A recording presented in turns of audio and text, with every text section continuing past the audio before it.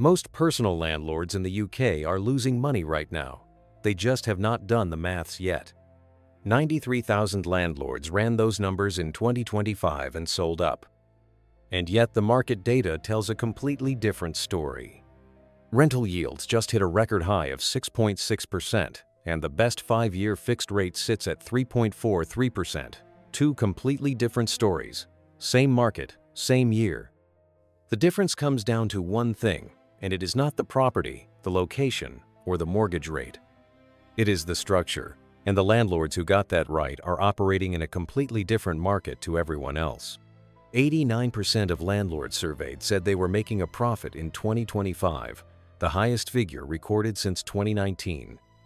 Limited company mortgage rates are now regularly coming in below 5%. Buy-to-let lending surged 23% year-on-year. If you only read the top line, this market looks healthy. That 6.6% yield figure is gross. Net yields after letting agent fees, maintenance, insurance, and mortgage costs run 1.5 to 2.5 percentage points lower than that headline number. On an average property, that gap is the difference between a business and a liability. The problem is that the top line is doing a lot of covering up. Because underneath those headline numbers are a set of costs that most landlords never correctly calculated when they bought and a tax structure that George Osborne built to destroy them. Section 24 of the Finance Act is the single most misunderstood cost in British property investing. Most people know it exists. Very few people have actually run the numbers. Here's what it does. Before 2017, a buy-to-let landlord could deduct their mortgage interest from their rental income before calculating their tax bill. Straightforward, logical. Standard business accounting. George Osborne abolished that. Personal landlords now receive a flat 20% tax credit on mortgage interest regardless of their income tax band. If you are a basic rate taxpayer, nothing changes. If you are a higher rate taxpayer, it costs you a significant amount of money every single month.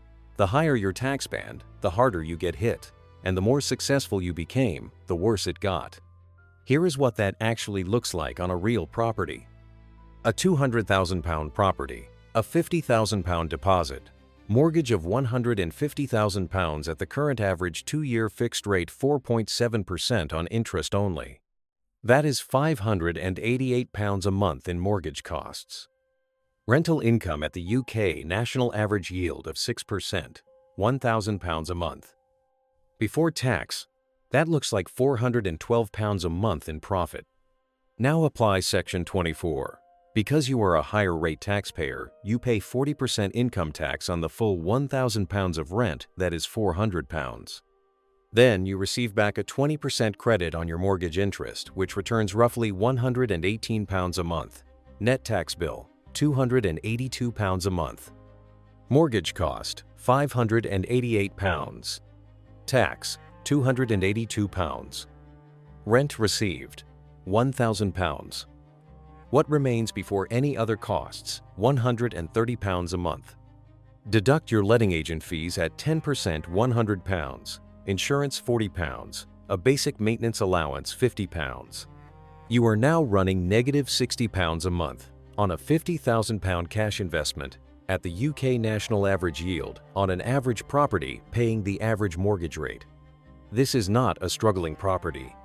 This is an average property, run by someone who did everything by the book, and it is losing money every month because of a tax change that was designed to push exactly this kind of landlord out of the market.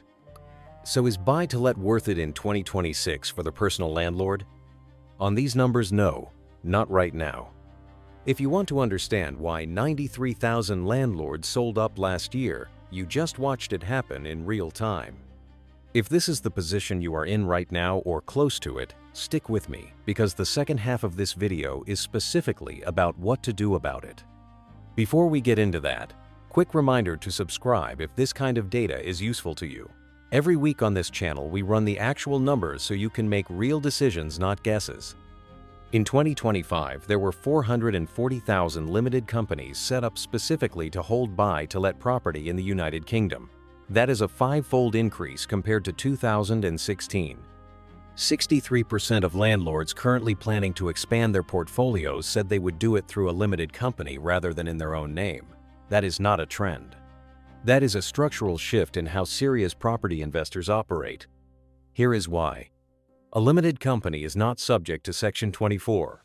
Inside a company structure, mortgage interest is still a fully deductible business expense. You pay corporation tax on the profit after the mortgage has been deducted, not income tax on the gross rent before it. At the current small company rate of 19%, the difference compared to a higher rate personal landlord is enormous. Run the same property through a limited company, same rent, same mortgage. But because you can deduct the mortgage interest first, your taxable profit is not £1,000 a month. It is £412. Corporation tax at 19% on that is £78. Same property, same rent, same mortgage rate. Tax bill of £78 instead of £282. But the limited company advantage goes further than tax, because limited company buy-to-let lenders have been aggressively competing for this market. Rates now regularly come in below 5% for limited company mortgages, with the best products tracking close to the same levels as personal name deals. The structural tax advantage does not cost you a premium at the mortgage desk anymore. Same question, is it worth it? Through a limited company, the answer is already looking different. Now add the geographic piece.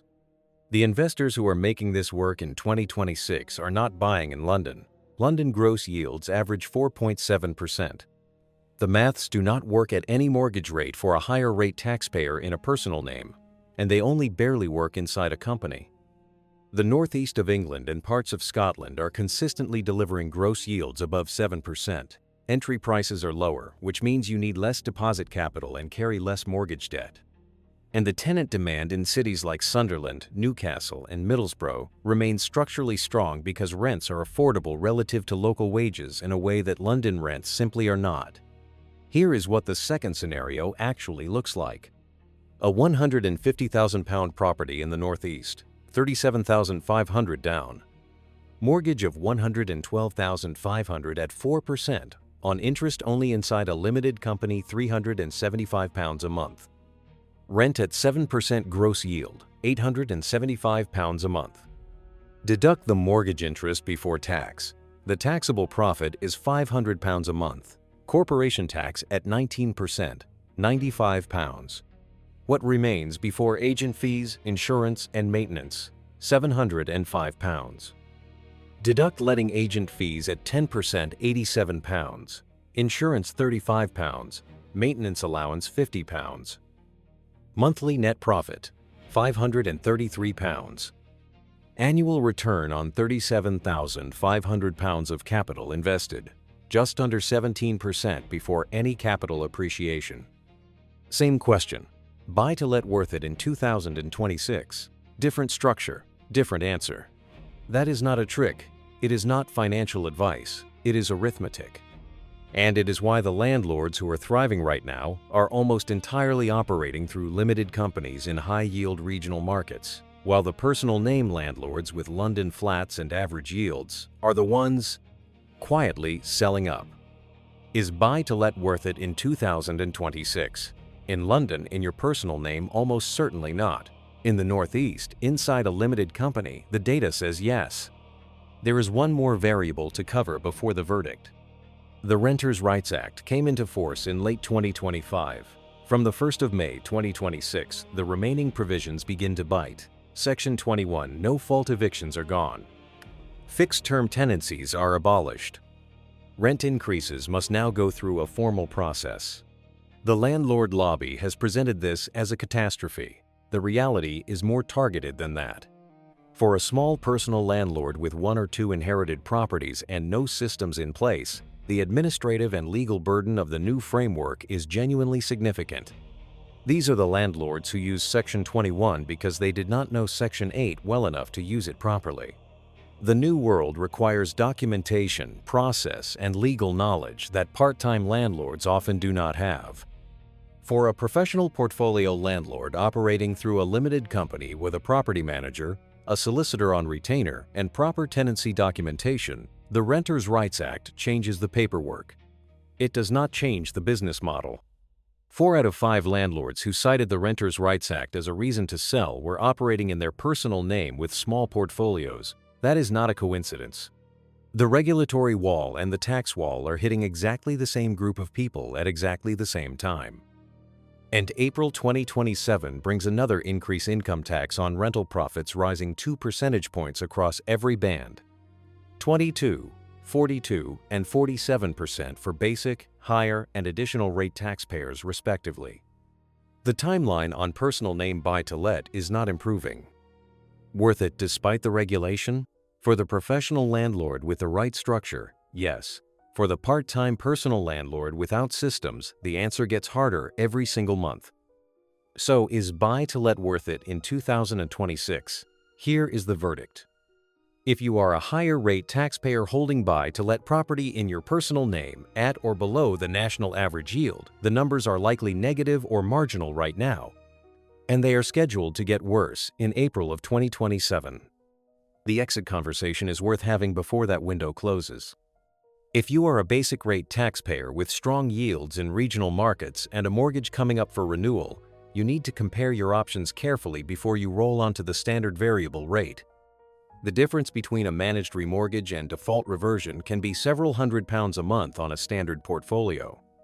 If you are a limited company landlord already in the north of England or Midlands targeting yields above 6.5%, the fundamentals in 2026 are among the strongest they have been since 2019.